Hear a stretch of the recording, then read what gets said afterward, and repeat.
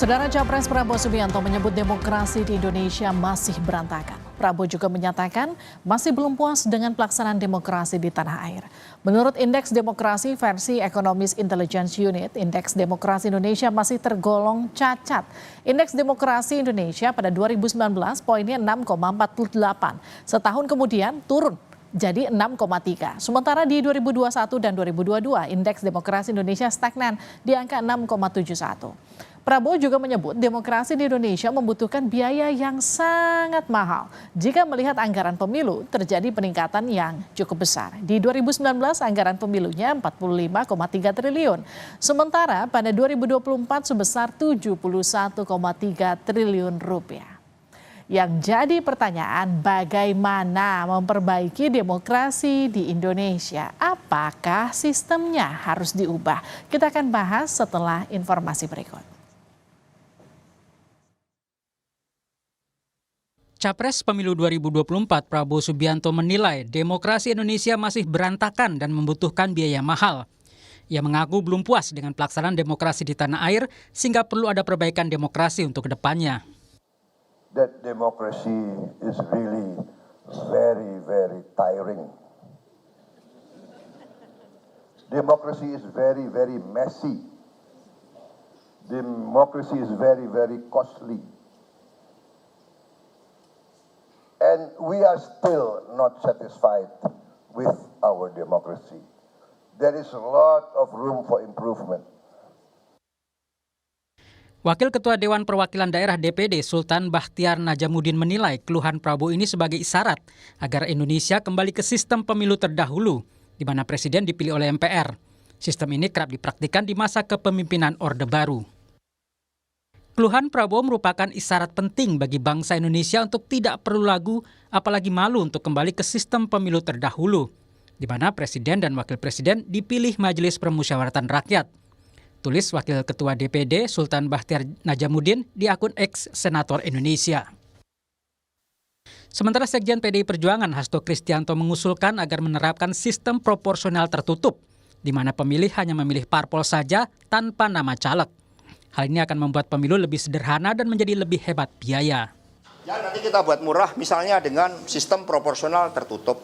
Itu murah, itu mengedepankan merit system, kita simplifikasi.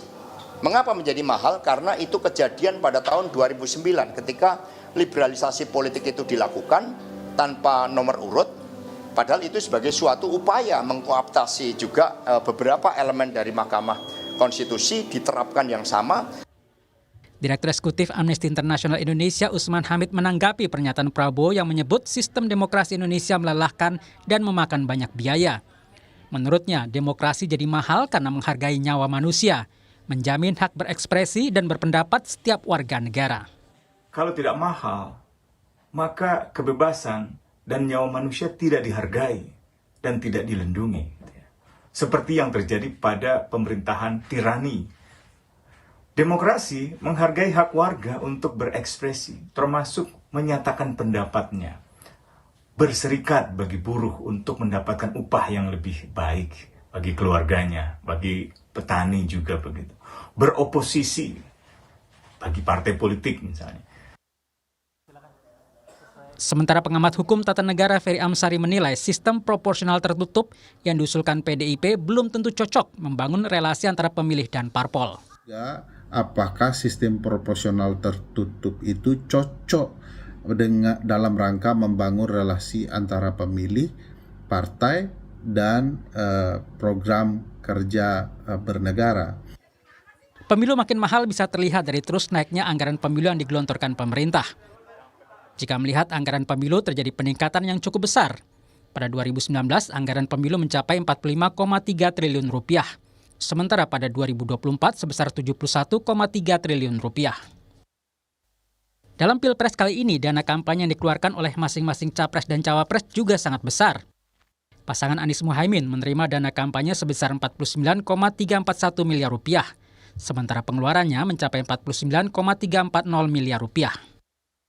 Sementara pasangan Prabowo Gibran menerima dana kampanye hingga 208,2 miliar rupiah dan pengeluarannya mencapai 207,57 miliar rupiah. Sedangkan pasangan Ganjar Mahfud menerima dana kampanye sebesar 506,894 miliar rupiah, sedangkan pengeluarannya mencapai 506,892 miliar rupiah. Untuk maju sebagai caleg pun perlu menyiapkan dana besar. Penelitian yang dilakukan LPM FEUI menunjukkan untuk maju sebagai anggota DPR RI perlu dana antara 1,15 sampai 4,5 miliar rupiah. Sementara untuk DPRD perlu menyiapkan dana antara 250 hingga 500 juta rupiah. Perlu ada cara mensiasati agar pemilu tidak semakin mahal, sambil tetap memperhatikan hak masyarakat untuk memberikan suara tidak hilang. Tim Liputan Kompas TV. Saudara Capres Prabowo mengatakan demokrasi di Indonesia masih berantakan dan membutuhkan biaya yang sangat mahal. Kemudian banyak usulan untuk mengubah sistem pemilu. Misalnya PDIP mengusulkan kembali ke sistem proporsional tertutup.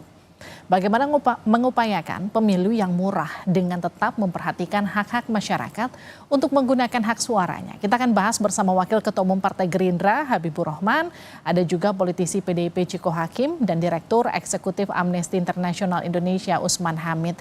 Selamat malam Bang Habib, selamat malam Mas Ciko, dan kita juga masih menunggu Bang Usman untuk ikut bergabung bersama kami.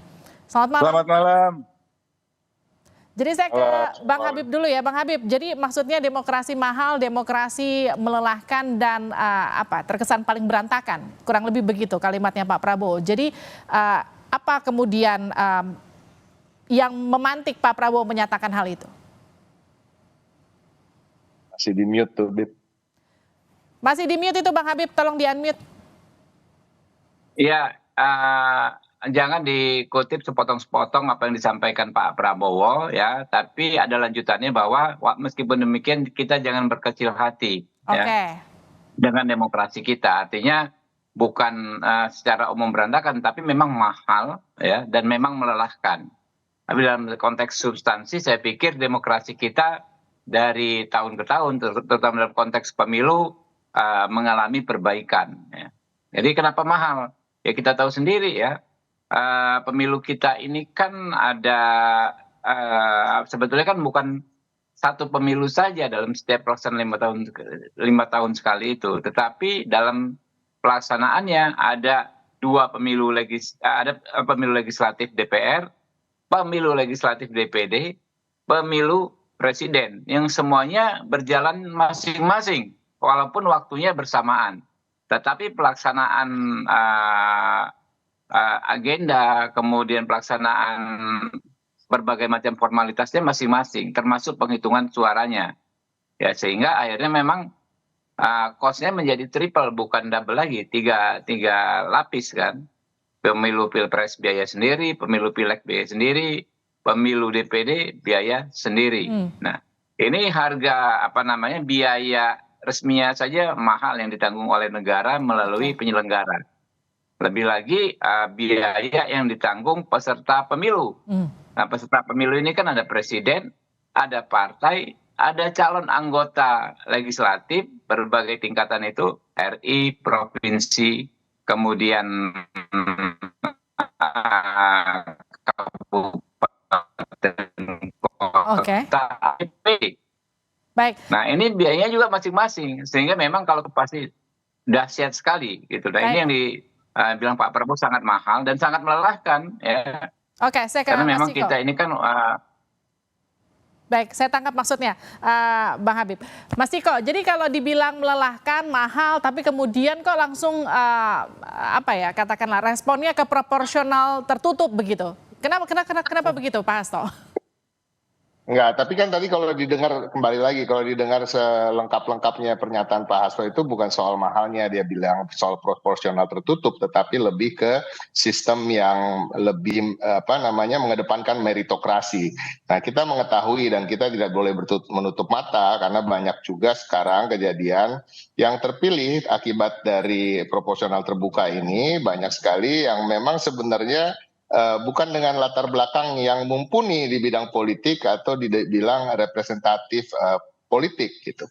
Tapi ini sebenarnya masih bisa diperbaiki juga. Nah, kita kan memberikan satu alternatif proporsional tertutup di mana nanti juga partai-partai politik akan memilih kader-kadernya yang terbaik dan memang siap untuk menjadi representasi dari masyarakat di DPR, MPR maupun di kabupaten sampai tingkat kota, provinsi dan RI. Oke. Tapi saya ingin gimana? Baik, saya ke Bang Usman dulu ya, Mas Ciko. Bang Usman, melihat respon untuk mendorong lagi proses proporsional tertutup, apa respon Anda? Ya, saya kira itu terlalu terburu-buru. Sebaiknya kita jalani yang ada dan kita evaluasi apa yang kurang. Betul sekali, secara finansial demokrasi kita memang sangat mahal. Apalagi kalau kita membandingkan dengan berbagai pengalaman negara lain, Indonesia barangkali menjadi satu di antara 3 negara dengan biaya pemilu yang sangat besar karena memang melibatkan ratusan juta orang untuk bisa berpartisipasi di dalam proses pemilu. Nah, dengan begitu salah satu pemilu terbesar di Indonesia, apalagi untuk one man one vote, mungkin Indonesia yang terbesar karena bukan hanya pemilihan presiden, tapi juga pemilihan DPR RI, DPRD, hingga dengan pemilihan di tingkat DPD.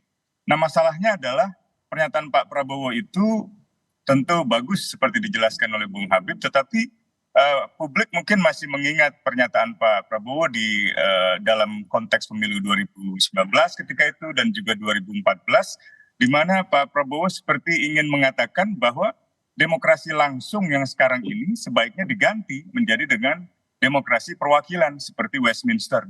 Pak Prabowo pernah mengatakan itu di Singapura misalnya gitu. Nah, dalam demokrasi Westminster tentu ini satu pilihan, memang lebih murah karena yang dipilih ada partai politik, sementara Perdana Menteri atau Presiden itu dipilih oleh partai-partai dengan suara yang terbanyak. Kalau kita mau memilih itu bisa juga, dan kita pernah menerapkan itu di era demokrasi terpimpin. Di era sebelum demokrasi terpimpin, yaitu ketika tahun 50-an Indonesia mengadopsi sistem Perdana Menteri, gitu, di mana Perdana Menteri ditunjuk oleh mayoritas suara-suara partai politik di dalam parlemen. Gitu. Nah, tetapi kita juga punya presiden ketika itu yang secara, katakanlah secara politik berbeda dengan sekarang yang dipilih secara langsung. Nah, pemilihan secara langsung itu memang menimbulkan ongkos yang sangat besar, tetapi ongkos yang sangat besar secara ekonomi ini sebenarnya tidak sebanding atau tidak masalah apabila memang partisipasi masyarakat secara keseluruhan kita hargai dengan sejujur-jujurnya gitu. Dalam Undang-Undang Dasar, dalam Undang-Undang Pemilu kan presiden dan seluruh lembaga negara wajib untuk memastikan pemilu ini berjalan sebaik-baiknya, seadil-adilnya, selurus-lurusnya gitu. Nah, mungkin yang perlu diperbaiki adalah sistem pendanaan partai ke depan. Supaya apa? Supaya sistem pendanaan partai itu juga karena tidak ada iuran dari anggota masyarakat, jadi dorong masyarakat supaya beriuran. Dan yang kedua mungkin perlu ada subsidi dana dari negara kepada partai-partai politik. Sehingga partai-partai politik seperti tidak harus mencari dana-dana besar untuk membiayai pemilu atau kampanye dalam pemilu yang sangat-sangat mahal itu gitu. Oke, gimana tuh Bang Habib? Ya masuk akal, karena kan yang termahal memang biaya sosialisasi dan kampanye. Ya, kalau misalnya sosialisasi dilakukan diatur oleh negara, difasilitasi oleh negara, ya, saya pikir itu akan jauh lebih ringan. Contoh misalnya ya ini konkret saja kayak billboard itu kan kita mesti bayar semua partai politik.